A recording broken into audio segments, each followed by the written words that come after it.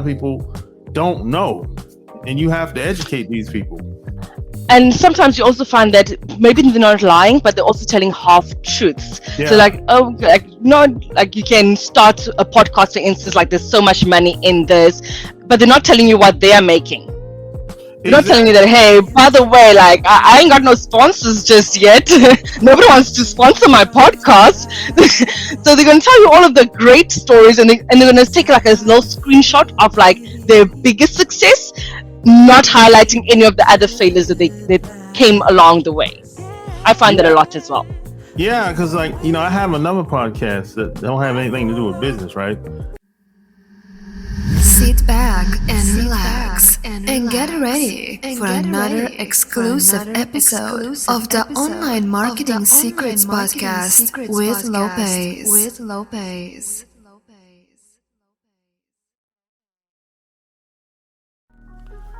This episode is brought to you by ERC. Let me ask you a question. Did you have a business during the pandemic with 5 or more employees? If the answer is yes, you might be leaving money on the table. All you gotta do is go to ercbankroll.com and you can get your money. The best part about this, it only takes 5 minutes or less to see if you qualify. Go to ercbankroll.com and put in your name, email address, answer 2 questions, click on the submit button, and you're done. It's that simple. And get your money. So don't wait. Go to ERC Bankroll. Ladies and gentlemen, back at you with another episode of the Online Marketing Secrets Podcast. I'm your host, Lopez. So like and share this episode. So today is gonna be a good episode. This is gonna go down as a classic.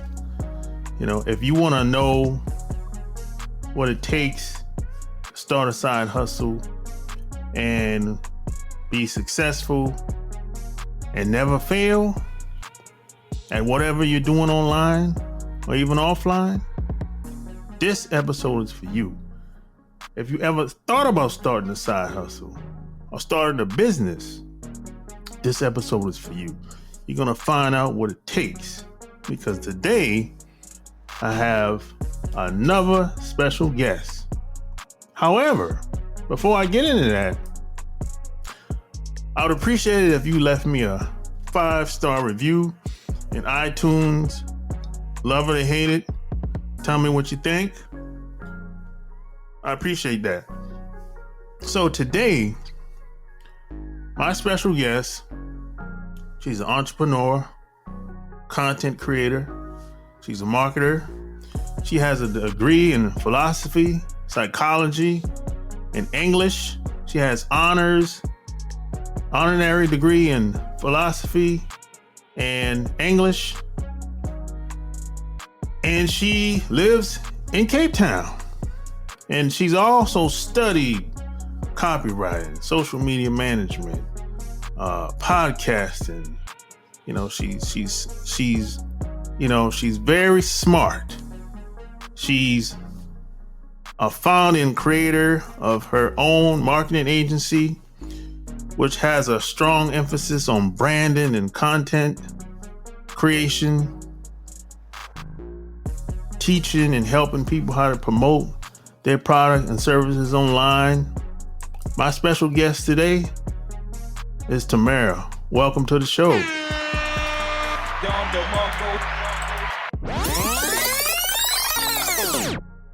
Cape Town, but if you're asking originally, then that is East London, South Africa. Oh. So, small town, it's not as developed as Cape Town is. So I decided, I need to get out of that town. I need to move to a bigger city to pursue opportunities. Oh, okay. That's nice. I haven't had the opportunity to get over there yet, but hopefully I will someday. Oh, you should. Definitely should. Yeah. So what got you started in marketing? I mean, because most people I know, they don't go to school for it. Very few people do, but the majority of the time, some people say, hey, I didn't go to school for it. I just got into it because of a lot of different reasons. So how'd you get started? So my story will be similar to them. I did not study for marketing. This was in 2020. So previously I had tried starting different businesses, and the majority of them failed, or they did not get the results that I expected and I wanted. So in 2020, I took a step back and I told myself, okay, Tamara, figure out what is it that makes businesses successful. Because surely there is something that I am missing that all of the other people out there know. So I read a whole lot of books. I watched a whole lot of YouTube videos, got onto podcasts and all of that.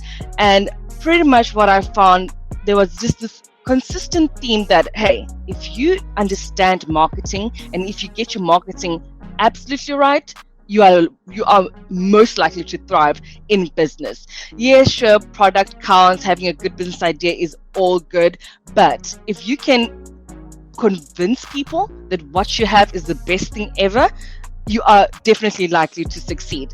So I then said, okay, let me try and understand what marketing is about.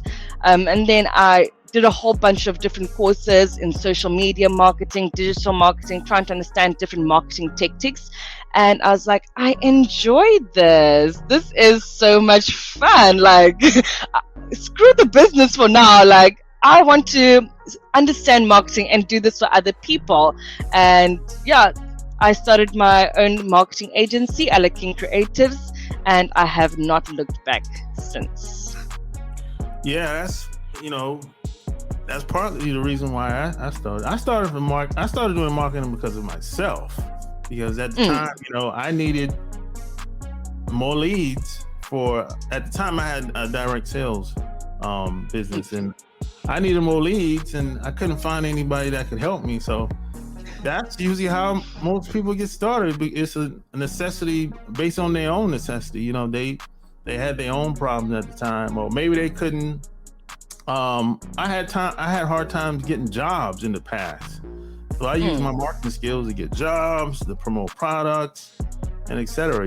So that's usually how it happens. So now it's one thing to say that, hey, I love doing marketing and everything, but what made you say, hey, I want to start an agency? Literally that person saying, oh my God, like, this is so interesting. Like, I want to be able to teach other people how to do this. And I just saw the opportunity as well, saying, okay, instead of trying to go back to my business, because at the time I was doing like blogging, a little bit of affiliate marketing, instead of trying to push that health business back up, let me just see how can I offer these services to other businesses. It was just a matter of, there's an opportunity and I've got the skill set, let me go for it. It wasn't really something that I took so much time to think it through. It was like, hey, do this. You feel like this is where you should be? Go for it. Yeah, but how'd you even, were there people in your area like that started agencies? How'd you even know that there were people even doing that for other people? The research. So I just did a lot of research and everything. So not everything, but like a couple of people were like, hey, there are marketing agencies out there. You can start your own little marketing agency by offering like sort of smaller services. So like, your big corporates, they would offer like these large scale marketing services to like PR, television advertising. So all of those, like, we're like, okay, there's an opportunity here in digital marketing to offer like niche services like your social media, trying to understand, okay, how do I become popular on Facebook? I am already popular in the mall that I'm situated in. That's some people know me, but like, how do I build that brand online and get a different sort of audience group to see who I am and what I'm all about? So it was just a matter of, I saw the opportunity and I was like, let me try this out. That's good, because I started doing marketing when I started offline marketing first, And then I came online, and then, I pretty much never looked back since. But not saying that I don't do offline marketing, but a lot of people don't like online marketing because, things change. They change the algorithm from time to time or whatever, and a lot of people don't understand how things work, especially like clients. So what are some, I guess, challenges that you have with some clients? Because there's some clients that have like unbelievable expectations. So you do find like some of those clients that have unbelievable expectations. So from that perspective, what I usually do is suss them out, like when I'm still trying to onboard them, trying to figure out, okay, is this client going to give me a headache or not? And if I feel like they might just give me a headache, I'm going to cancel that contract pretty much immediately, or whatever work I'm already doing for them, I'm going to be like, okay, you know what, after this project, I am done, because I do not need more headaches in my life. I've got too many other things to worry about.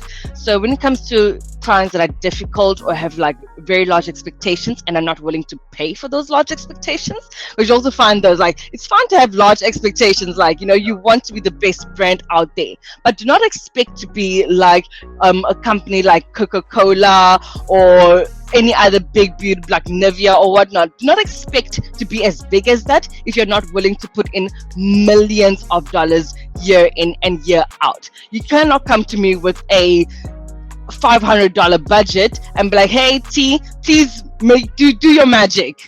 It does not work that way. Yeah. So it's also about, hey, what is the person's budget and what are the expectations, and are they willing to pay for their higher expectations? So that's like one of the things. And then if, for instance, like another issue, some of the other issues that you find is that clients aren't willing to try new things. So even within the digital marketing space, like you said, like when it comes to offline marketing, just the transition to online is bad enough. But even when people are considering online marketing and they understand that, hey, this is a great opportunity, they still want to put in those practices from 2, 3, 4 years ago, that they know, okay, they've seen other people do this and they understand, okay, this could potentially work. So they want to be on Instagram as a beauty brand. But like Instagram's algorithm right now is absolutely poor. Like, you're not going to get organic traffic just by posting ordinary content on your Instagram. You have to try and think, okay, let's do reels. Let's move to different platforms like your Facebook reels or TikTok or YouTube shorts if you want to get that organic traffic. And then again, if you want to be on Instagram, then pay Mark Zuckerberg to be on the platform and get exposed to more people. So I feel like, so it's the whole fact that people are not willing to transition, they've got large expectations. That is pretty much some of the biggest obstacles that I have found as well, and I just try my best to work around them. When it comes to clients that don't want to try new things, I'm like, okay, cool, let us stick to what you want to do, and then I'll show you, hey, these are the results you are getting. And then as we are working, I'm like, by the way, there's something else that we could try. It's a little risky, it's a little something new, but if you want to get better results, because you could see the results that you're telling me that I should do is not working, let us see if you can try something else, and then work our way around that. Yeah, because that's a big challenge for a lot of people, and I've ran into it too in the past when I used to do a lot of client work. I don't do a lot of it the way today because I do my own thing, but yeah, see, a lot of people, when they come online, even if it could be a startup or just a person that's probably had a business for a couple years, and when they come online, they want to be famous. I'd be like, hey, because they see other people, right? They see them everywhere. Every time they open their cell phone, they say, oh, I see him everywhere. He's on Google, he's on Facebook, he's on YouTube. And I'm like, hey, he spent millions of dollars to do that. It's not the millions of dollars or a lot of time. Yeah. Like a ridiculous amount of time to get to where he is. Yeah. But a lot of people are dishonest. Even those people that you see online a lot, they're dishonest with a lot of the new people. They'll tell them, hey, you can do it too. They don't tell them, they don't tell them how The they behind the scenes. Yeah, see, that happened to me. I when I first came online, I met people, and they were getting all the views and all the leads, and it was crazy. But they didn't tell me the truth. They waited until months later until I bought into what they had, and then once I showed up at the, they had a conference and everything, and they said, hey, I paid.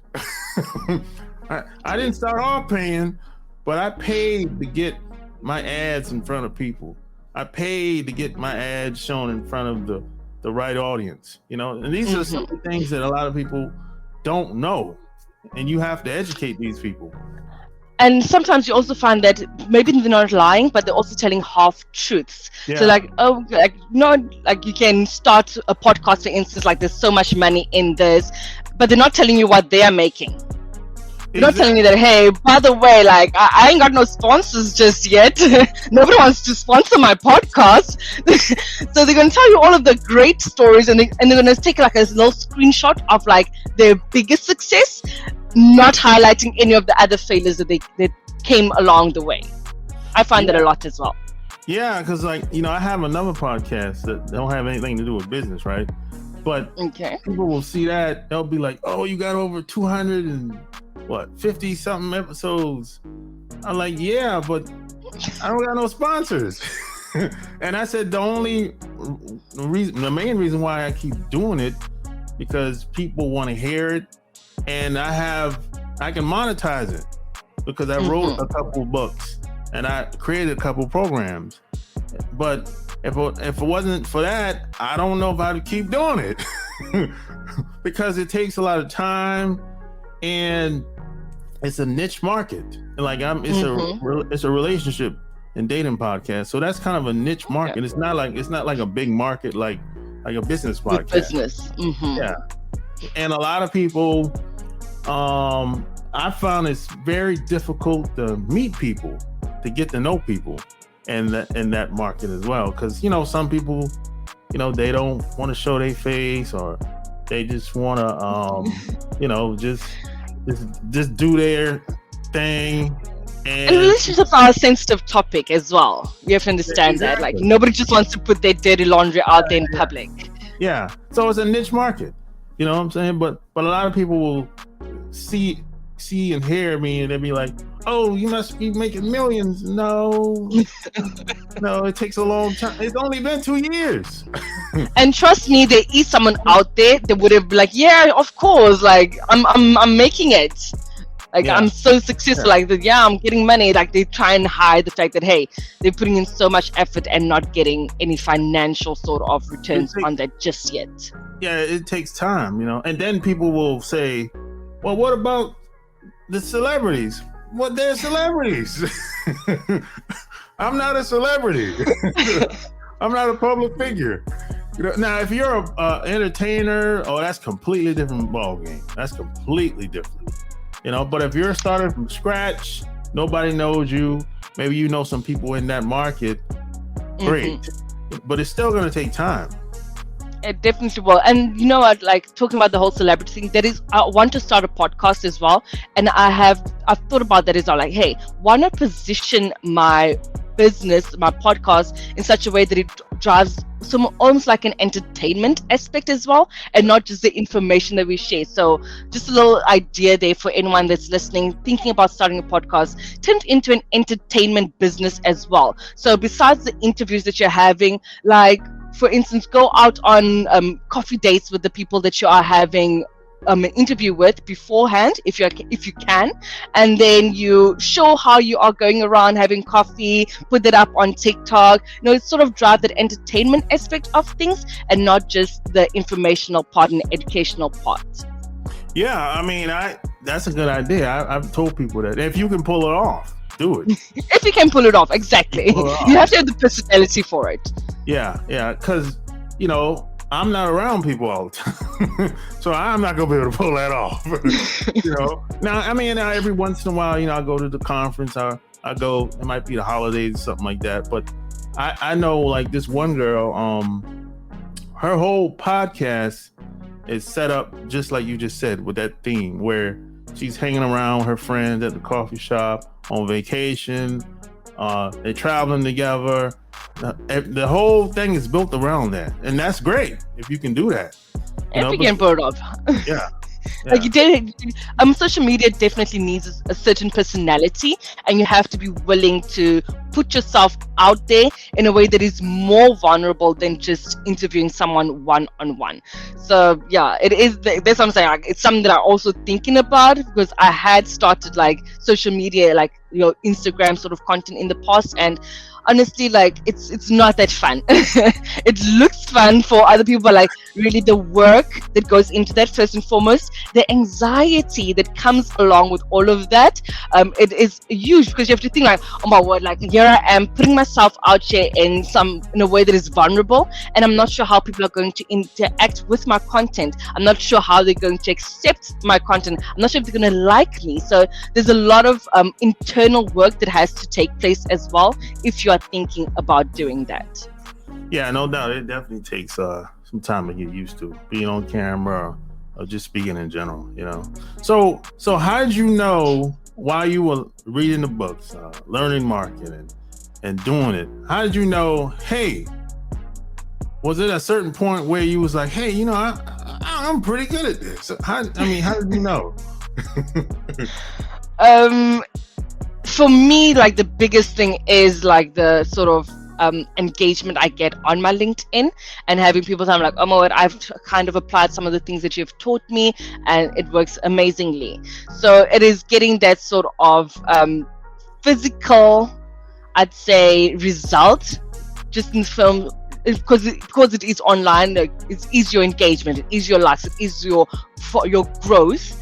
That is going to say like, okay, I think I know what I'm doing here. So on a personal level, like that was the first thing. And then again, for my clients as well, getting them the results that they want. I'm like, okay, they're happy with what I'm doing, so clearly I must be doing something right. I'm yet to find clients that complain like crazy about me. In the my very first client, like there was just a major disconnect, and I'm sure they hate me. So like, but after that, like I was like, okay, let me try and understand the individuals that I'm doing business with first before I jump straight into marketing their business. And that is why I said earlier on as well, like, hey, I try and figure out, hey, is this person going to give me headaches or not? Because I do not want any sort of experience where I'm working with someone and they are not happy with me or my services. So I try and suss that out very early. Yeah, everybody's not for everybody. You have to ask the right questions and see if you're a good fit. 100%. Yeah. So, I guess, who's your ideal client anyway? In a perfect world, is it small businesses? Is it startups? Is it big businesses? So right now, my ideal clients would be people that. So these are the clients that I'm currently working with and I enjoy working with as well. So these are companies that have been around for a very long time, but they've just not tried digital marketing just yet. So most of their sales came from in-person connection, in-person sort of meetings, word of mouth, and now they're looking for a way to get like inbound traffic and sort of organic traffic coming through. So those are the clients that I work with a lot, and I find that hey, because they've been in business, they as well understand what they need. Because I've worked with startups before, and like I now have to pretty much build your business plan for you, and again that adds an extra headache for me. So working with startups, like I literally I'm trying to move away from that as much as I can, and as much as I give a lot of information to startups, I now find that okay, startups now come to me, I'm like, hey, can you do our business for you? And I have to be like, no, please figure it out first, and then you can come to me when you are ready to scale to that next level. So my ideal client is people that have been in the business for at least a decade, so they understand their product, they understand their services, and now just require me to amplify that message for them. Yeah, that makes sense to me. So being that you you're in Cape Town, you're not where I'm at in North America. So what's the tech could be tech world or business world like as far as using digital media? Is there a lot of companies using it, or I know over here there's very few companies that use it, that utilize it correct, that actually get any type of results. So most, I would say on average here in North America is probably 20% of companies are using it. So what's it like over there? So when it comes to Cape Town, Cape Town is actually considered the tech hub of South Africa. Correct me if I'm wrong, anyone else, but I believe it's considered the tech hub of South Africa because a lot of businesses within this area in particular are more inclined to accept technology, newer technologies, and be willing to use that in their businesses.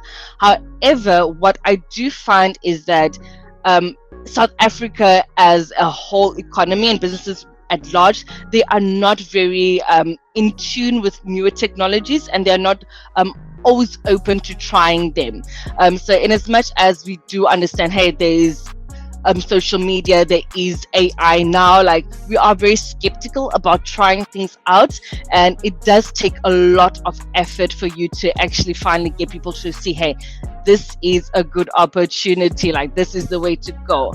I remember when I started Alaking Creatives, I finally found the niche of digital technology, and I was trying to educate people about all of the newer technologies like your blockchains and your AI, and trying to make them see that, hey guys, here is the vision, like this is what is possible. And everyone was looking at me like I am absolutely insane, and I totally understand that, because at the end of the day, what is around you is the only is your reality is the best way to get sort of input. And if you're going to telling someone that, hey guys, this is the future, they are not going to really want to accept that just yet unless they see at least 100 other people within their industry doing it and doing it successfully.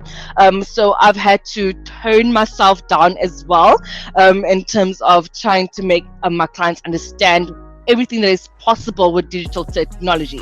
Because what I initially wanted to do was to say, hey guys, this is the future. And if you get into it now and understand it now, by the time it is popular for everyone else, you are going to be the lead in that. That was my vision, that was my intention, but people don't want that. They want what is happening now, and can I get that as well? Yeah, exactly. So it sounds like it's about the same here in North America versus being over there. Yeah, a lot of people are not, well, a lot of companies are not open to it. And a lot of times it's because they don't want to pay. They'll be like, well, if we start doing what you're saying, we have to pay millions of dollars for that. We have to teach everybody that. And they'll be 100%. They'll be like, well, I don't. They can't justify the cost in most cases. They might agree. They'll be like, oh, I agree 100%. Yeah, we should do videos. I should be doing it. But they say, well, how do I justify that the rest of my employees? That's where a lot of that comes from. And you have companies like, let's take a real estate company like Remax or Century 21, where they've been doing the same thing for 200 years. And I come in and I'll be like, hey, y'all should be doing videos. You should have your realtors do videos and online on Facebook, LinkedIn, and give them a call to action at the end of the video. They'll be like, that sounds like a good idea to me. But at the same time, they're gonna be like, no, we what we're doing, it's working. I said, yeah, to a certain extent, but you got a 70% dropout rate. So it's working for a small percentage of people. But at the same time, they said, you're right, but we can't justify the cost. So they don't know what, if they're going to get that particular result that you are sort of projecting on them. Yeah, and because the CEO or at least the highest person in the chain when it comes to marketing, they're afraid if they make a bad decision, they might get fired. So that's usually or perhaps maybe like someone says the wrong thing on video, and now they've got like a bad rap. Everyone's cussing them out on Twitter. So I'm sure they also have to think about that. Yeah, so that's where a lot of that the pushback comes from. So what made you decide to start writing? You wrote a book. Yeah. So last year, I got an opportunity to be a ghostwriter. So I was writing like a whole lot of books for other individuals, business, marketing, finance, a bit of health, well-being, even like a bit of real estate. At some point, someone wanted me to talk about Airbnb businesses. So I was doing the research, collecting the data, putting together the books, and then just handing it over to the client. And eventually I'm like, I want to know what happens after I give my book away. Like, I want to see the process when it goes up on Amazon, when you put it up on Facebook, and start advertising it. Because I'm a marketer at the end of the day, so I wanted to know what happens after the product is out there. And that's when I was like, okay, let me then write my own book. So I had completely stopped writing any sort of ghostwriting books for any other person. And at the beginning, like, I'd say around March, I started writing Niche Up and Double Up so that I can promote it for Alaking Creatives and understand, okay, what does it take to market a book effectively? I had written one book for one of my clients who's a consultant, a business consultant. So we created a book. I wrote the book for her, and however, like, she just doesn't have time to market it effectively. So I want to see, hey, what can it take to make a book successful? So that is pretty much like the reasoning behind all of that. Okay.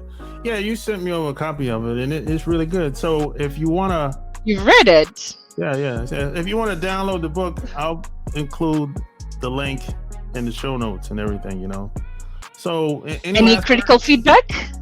It's pretty good. Everything makes sense, based on my experience as far as how I go about prospecting and trying to get leads online, and regardless of what you have, really, because I pretty much at this point in my life, I've worked with almost everybody, except I'm not doing no adult entertainment. I'm not doing that, but I've worked in almost every area. Retail. Why would you not want to do adult entertainment when you've got a podcast on relationships? No, I'm talking nudity, like porn. Okay. I'm not doing that. No, that goes against my sex toys. I haven't even done that either. No, I'm not saying I wouldn't, but no one ever asked me, but definitely no porn. I'm not doing that. That goes against my morals. I hear you. Yeah. I'm not doing that. And plus, I'm like, hey, there's a whole lot of other people that can help you with that anyway. Willing. Exactly. So, but yeah, that's such a good niche to be in for anyone that's considering it. Perhaps that could be an interesting niche to be in, trying to understand that whole market properly and finding ways to market it like effectively on social media, because right now that is not allowed. So finding ways, how can you drive traffic from Facebook to your website or to wherever in a way that is not too explicit. I agree with that 100%. And one of the things about people that do whatever they do in that niche, it's very limited. That's the first thing. And they have their little own networks. They have their own little Google AdWords. I forgot what it's called, but they got their own networks where they can promote their website, their videos or whatever. But it's a very small niche. So I agree. If you can figure that out, and it's a small niche, but I also feel like because it is a taboo niche, like not too many people are willing to admit that, hey, I am kind of curious about that life. So you won't find public information on it. Exactly. That's what makes it so difficult. So if you can figure that out and become successful at promoting whatever they have over there. You can promote anything. because in the mainstream, the possibilities are endless. You have Google, Bing, Facebook, and etc. The possibilities are endless, you know. So I agree 100% with that, you know. So any last words? No, not really. I'm just want to say thank you to everyone listening. I appreciate all of your ears. And thank you for bringing me on. I hope that anyone would download that book and find sort of valuable information from that. If you want to engage with me, you can find me on LinkedIn. That is where I play. So all links will be found in the show notes. Like, share this episode. Tell me what you think below. Until next time, we're out. Peace.